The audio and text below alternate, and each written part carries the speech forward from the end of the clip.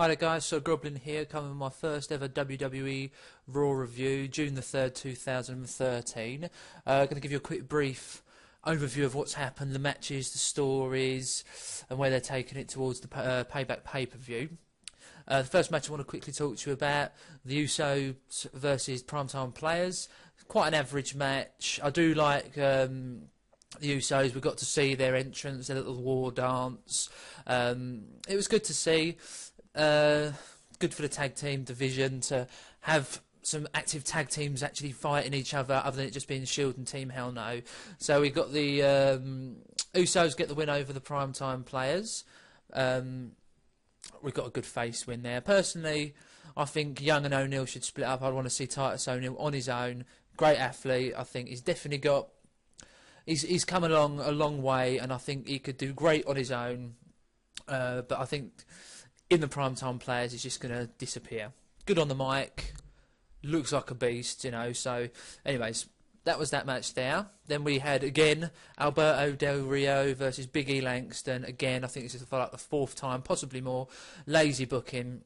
But this is obviously because we haven't got Dolph Ziggler on TV, which I still think is silly. He may have a concussion, but I can't see why he can't be backstage, or, you know, some other than just on this WWE app. If he can talk on the WWE app, in my opinion, he can be backstage. He's the champion. He's finally got it. He should be on TV. We should be seeing him. So at the same time, I'm quite glad to see Big E Langston showcasing himself a little bit more, but again, it's still against Alberto Del Rio again and again. It's boring stuff. The match was okay. With Langston, he looks good in the ring. I still think he looks a little bit stiff, but Del Rio ends up winning it in the end, which I'm not quite surprised about.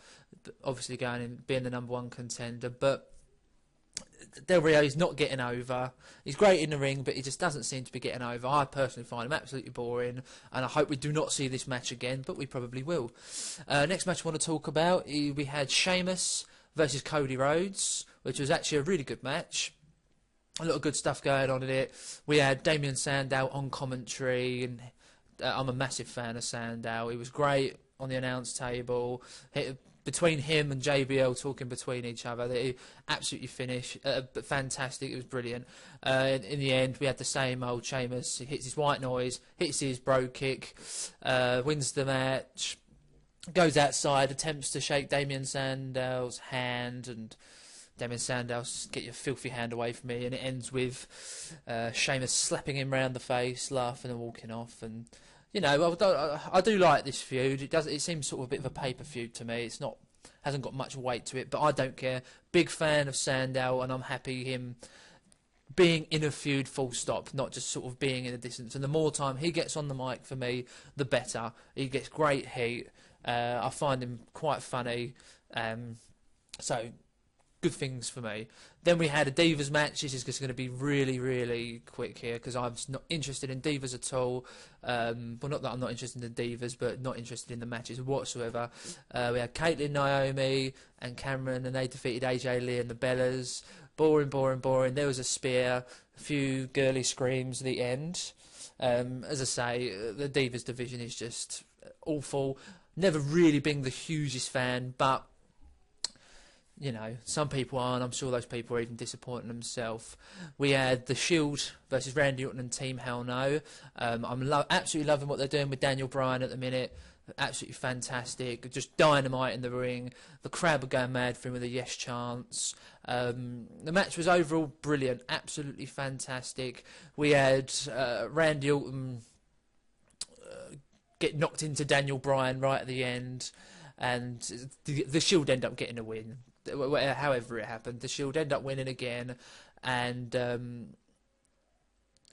I think, yeah, Daniel Bryan got pinned in here, which I was actually a bit gutted about, but he was fantastic in the match. He was flying on all cylinders, like he did last week, taking the entire Shield on, and, you know, he was peeved after.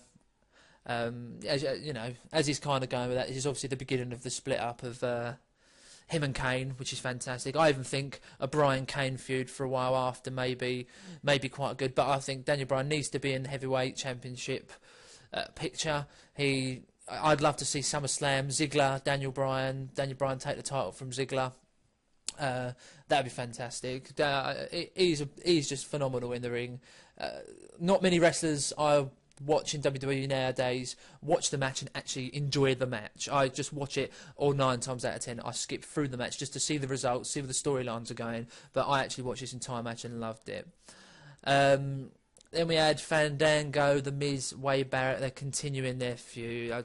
This is another thing I'm not too interested about. I'm one of these people, I don't like any of these wrestlers. Wade Barrett would be the closest to liking, but even I think he's boring. Not intentionally, nothing to do with him, just the way he's being booked. Barrett and Miz, they had a match very quick. Fandango came out, distracted them both, and then Miz made Barrett tap out to the figure 4. So this is going to go into a triple threat for the title. A payback possibly. Perhaps they're going to give Fandango the title to keep pushing him. I know Vince McMahon's very high on Fandango, absolutely loves him. Personally, I thought he was entertaining for about 2-3 weeks. Now I just think he's boring. But, we'll see how he goes over time. I just want to see more of his flying leg drop he does off the top rope. That was fantastic. Main things are sort of that happened. To start the show off, actually, we had Stephanie McMahon come out talking about how she wasn't going to have Triple H competing on that show.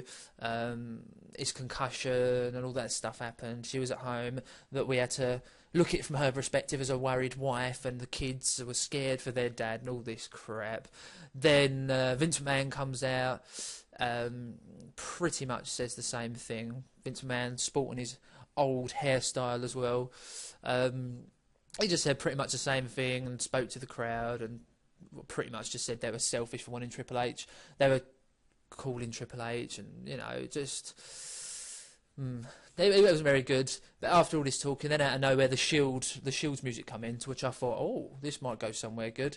But it turns out that as the Shield's entered in, Vince McMahon and Stephanie just walked out the ring. And then it went into the tag match I told you about earlier, which was quite a shame. I thought the Shield may have... They could have done something good there, but they decided not to. We had another backstage bit where Daniel Bryan and Kane having another row with Randy Orton. He's not the weak link. Kept going down there.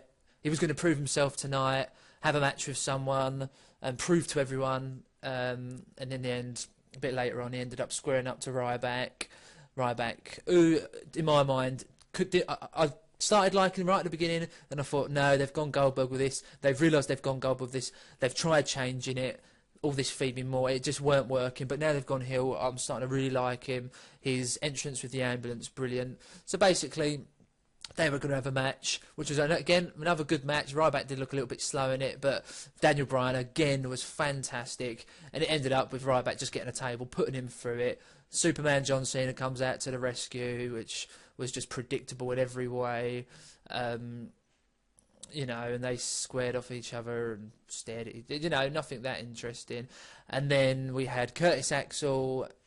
Earlier on, Vince decided to put Axel in another match with John Cena. This time it was going to be a no disqualification match. He said that he loved the intensity and aggression that Axel has, so he knew he'd want the match, much to Paul Heyman's dismay, but the match went ahead anyway.